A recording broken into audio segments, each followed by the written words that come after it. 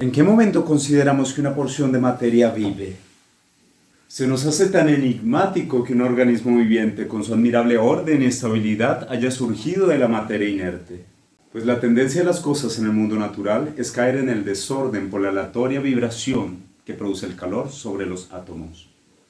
Justamente de este desorden es que se origina el orden existente en el desarrollo de la vida, y de allí la irreversibilidad que existe en los sucesos de la naturaleza. Pero los rasgos más notables de un organismo se basan en la generación de orden a partir del orden, y este fenómeno solo se da en la materia viviente.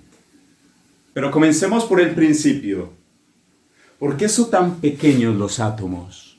Para hacernos una idea de su dimensión, supongamos que alguno de ustedes pudiera marcar las moléculas en el agua de un vaso y luego vertiera su contenido en el mar, removiendo y distribuyendo cada una de las moléculas marcadas a lo largo y ancho de todos los océanos. Si luego volviera a llenar su vaso en cualquier lugar con agua de mar, encontraría en este aproximadamente 100 de las moléculas marcadas.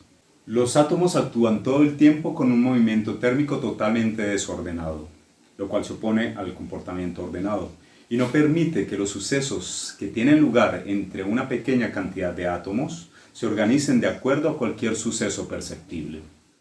Entonces, ¿por qué tiene que ser nuestro cuerpo tan grande en comparación con el tamaño del átomo? No podemos oír, sentir o ver los átomos, pues lo que llamamos pensamiento es en sí mismo una cosa ordenada y solo puede relacionarse con percepciones o experiencias que posean cierto grado de ordenación. Y es aquí donde encontramos a la materia. Para que un suceso adquiera un aspecto verdaderamente ordenado, se necesita de la cooperación de una cantidad enorme de átomos. Y así empiezan a operar las leyes estadísticas y a controlar su comportamiento, con una precisión que aumenta según la cantidad de átomos involucrados.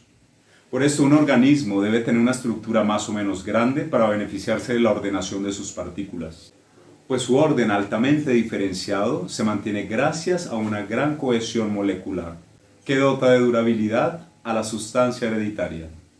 Para llegar a esto, la molécula orgánica se apartó del monótono recurso de la repetición de los cristales periódicos, de la materia inerte, y empezó a edificar agregaciones cada vez más extensas en el que cada grupo de átomo tiene un papel individual.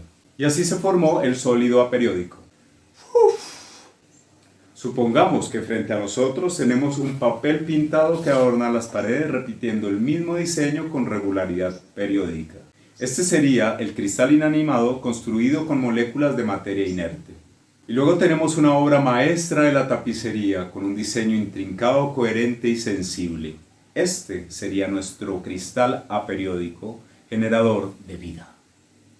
En este cristal encontramos el origen de la vida, pues la ordenación de estas moléculas en sólidos aperiódicos permitió la estructuración de la fibra cromosómica, la cual contiene la mayor parte de la información genética de un ser vivo. El núcleo de un huevo fertilizado es la estructura material más pequeña que permite un número casi ilimitado de posibles ordenamientos. Podemos ver en el código Morse una ilustración del fenómeno, pues si tomamos 5 signos en grupos de hasta 25, podemos crear más de 300.000 billones de combinaciones. Y siempre tenemos a la entropía con su tendencia a desordenarlo todo a medida que aumenta la temperatura, afectando a estas estructuras orgánicas. Por esto la estabilidad genética es una característica de la selección natural que le ha procurado el equilibrio térmico, reduciendo al mínimo la afectación por la fluctuación de la energía vibratoria, y así garantizar la menor mutación que altere la estabilidad de la evolución. Y es gracias a este orden, estabilidad y durabilidad de sus moléculas constitutivas que la vida ha triunfado, permitiéndola absorber continuamente orden de su entorno. El mecanismo que concentra el flujo de orden de un organismo y evita que caiga en el caos atómico es la molécula cromosómica, que sin lugar a duda representa el más alto grado de asociación atómica bien ordenado que conozcamos.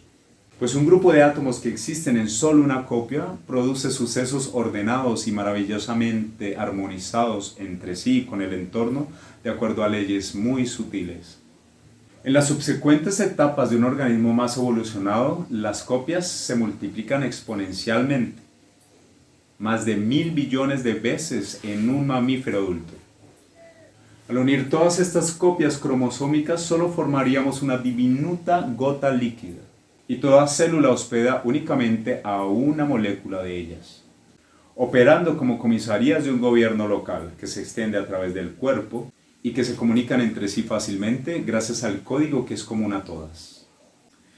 Y ya con esto podríamos responder ¿en qué momento una porción de materia vive? Cuando persiste en hacer algo, en moverse, en intercambiar cosas con su medio ambiente.